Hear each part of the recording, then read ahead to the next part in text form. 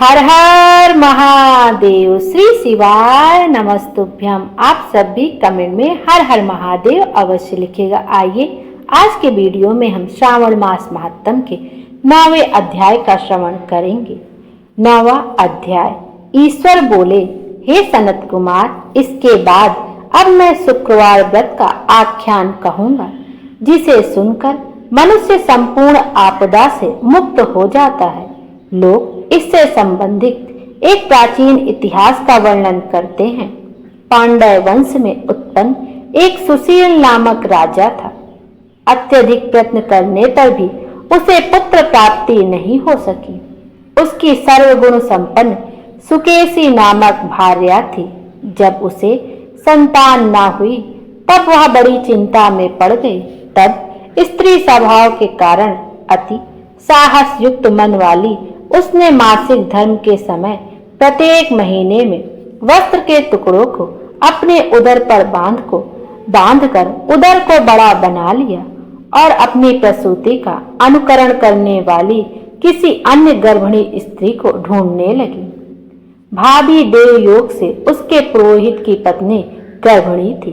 तब कपट करने वाली राजा की पत्नी ने किसी प्रसव कराने वाली को इस कार्य में लगा दिया और उसे एकांत में बहुत धन देकर वह रानी चली गई। उसके बाद रानी को गर्भिणी जानकर राजा ने उसका पुंसवन और अनवलोभन संस्कार किया।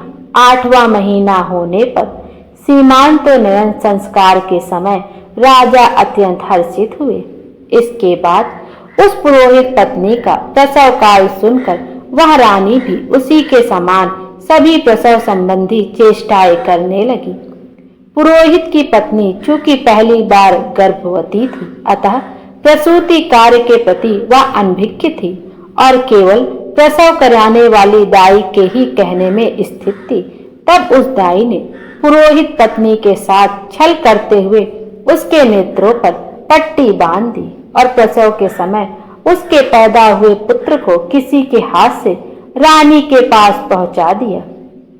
इस बात को कोई भी नहीं जान सका। उसके बाद रानी ने उस पुत्र को लेकर यह घोषित कर दिया कि मुझे पुत्र रत्न की प्राप्ति हुई है। इन सब के बाद दाई ने पुरोहित की पत्नी के आंखों की पट्टी खोल दी। दाई अपने साथ मांस का एक पिंड लाई थी और वह उसे दिखा दिया। फिर उसके सामने आश्चर्य तथा दुख प्रकट करने लगी कि यह कैसा अनिष्ट हो गया और कहने लगी कि अपने पुरोहित पति से इसकी शांति जरूर करवा लेना। कहने लगी कि संतान नहीं हुई पर कोई बात नहीं, तुम जीवित हो, यह अच्छी बात है। इस पर पुरोहित पत्नी को अपने प्रसव के स्पर्श चिंतन से बहुत संदेह हुआ। ईश्वर बोले, राजा ने पुत्र जन्म का समाचार सुनकर जात कर्म संस्कार कराया और ब्राह्मणों को हाथी, घोड़े तथा रथ आदि प्रदान किए। राजा ने कारागार में पड़े सभी कैदियों को प्रसन्नता पूर्वक मुक्त करा दिया। उसके बाद राजा ने सूतक के अंत में नामकरण तथा अन्य सभी संस्कार किए। उन्होंने पुत्र का नाम प्रियव्रत रखा। हे सनत कुमार, श्रावण मास के आने पर पुरोहित की पत्नी ने शुक्रवार के दिन भक्ति पूर्वक देवी जीवंतिका का पूजन किया। दीवार पर अनेक बालकों सहित देवी जीवंतिका की मूर्ति रखकर पुष्प तथा माला से उनकी पूजा करके गोधूम की पीठी के बनाए गए 5 दीपक उनके सम्मुख उसने जलाए और स्वयं भी गोधूम का चूर्ण भक्षण किया और उनकी मूर्ति पर चावल फेंका और कहा, हे जीवंतिका माता, हे करुणामयी माता, जहां भी मेरा पुत्र विद्यमान हो आप उसकी रक्षा करना। यह प्रार्थना करके उसने कथा सुनकर यथाविधि नमस्कार किया। तब माता जीवंतिका की कृपा से वह बालक दीर्घायु हो गया और वे देवी उसकी माता की श्रद्धा भक्ति के कारण दिन रात उस बालक की रक्षा करने लगी। इस प्रकार कुछ समय बीतने पर राजा की मृत्यु हो गई।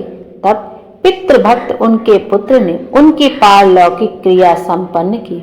इसके बाद मंत्रियों तथा पुरोहितों ने प्रियव्रत को राज्य पर अभिषिक्त किया तब कुछ वर्षों तक प्रजा का पालन करके तथा राज्य भोग कर वह पितरों के ऋण से मुक्ति के लिए गया जाने की तैयारी करने लगा।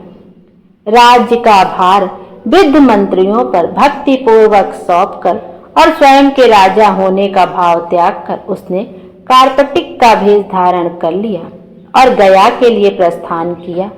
मार्ग में किसी नगर में किसी गृहस्थ के घर में उसने निवास किया।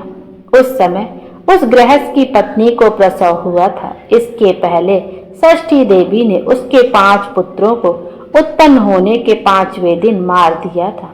यह राजा भी उस समय 5वें दिन ही वहां गया हुआ था। रात में राजा के सो जाने पर उस बच्चे को ले जाने के लिए षष्ठी देवी आई। जीविंतिका देवी ने उस षष्ठी देवी को यह कहकर रोका कि राजा को लांग कर मत जाओ। तब जीविंतिका के रोकने पर वह षष्ठी जैसे आई थी वह वैसे ही चली गई। इस प्रकार उस गृह स्वामी ने उस बालक को 5वें दिन जीवित रूप में प्राप्त किया। ये लोग इतने प्रभाव वाले हैं, यह देखकर उस गृहस्थ ने राजा से प्रार्थना की, हे राजन, आपका निवास आज के दिन मेरे ही घर में हो। हे प्रभु, आपकी कृपा से मेरा यह छठा पुत्र जीवित रह गया है। उसके इस प्रकार का प्रार्थना करने पर करुणानिधि उस राजा ने कहा कि मुझे तो गया जाना है। तब राजा गया के लिए प्रस्थान कर गए। वहां पिंडदान करते समय विष्णुपद वेदी पर कुछ अद्भुत घटना हुई। उस पिंड को ग्रहण करने के लिए 2 हाथ निकल कर आए। तब महान विस्मय युक्त राजा संशय में पड़ गए और पुनः पिंडदान करने वाले ब्राह्मण को कहने पर उन्होंने विष्णु पद पर पिंड रख दिया। इसके बाद उन्होंने किसी ज्ञानी तथा सत्यवादी ब्राह्मण से इस विषय में पूछा। तब उस ब्राह्मण ने उनसे कहा कि ये दोनों हाथ आपके पितर के थे। इसमें संदेह हो तो घर जाकर अपनी माता से पूछ लीजिए, वह बता देंगी। तब राजा चिंतित तथा दुखी हुए और मन में अनेक बातें सोचने विचारने लगे। वे यात्रा करके पुनः वहां गए जहां वह बालक जीवित हुआ था। उस समय भी उस स्त्री को पुत्र उत्पन्न हुआ था और वह उसका 5वां दिन था। वह जो दूसरा पुत्र हुआ था उसे लेने रात में फिर वही षष्ठी देवी आई। तब जीविंतिका के दोबारा रोके जाने पर उस षष्ठी देवी ने उनसे कहा, इसका ऐसा क्या कृत्य है अथवा क्या इसकी माता तुम्हारा व्रत करती हैं जो तुम रात दिन इसकी रक्षा करती हो। तब षष्ठी का यह वचन सुनकर जीविंतिका ने धीरे से मुस्कुराकर इसका सारा कारण बताया। उस समय राजा शयन का बहाना बनाकर वास्तविकता जानने के लिए जाग रहे थे।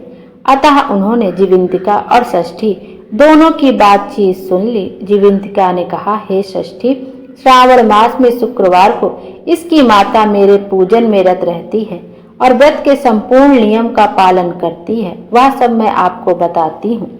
वह हरे रंग का वस्त्र तथा कंचुकी नहीं पहनती और हाथ में उस रंग की चूड़ी भी नहीं धारण करती।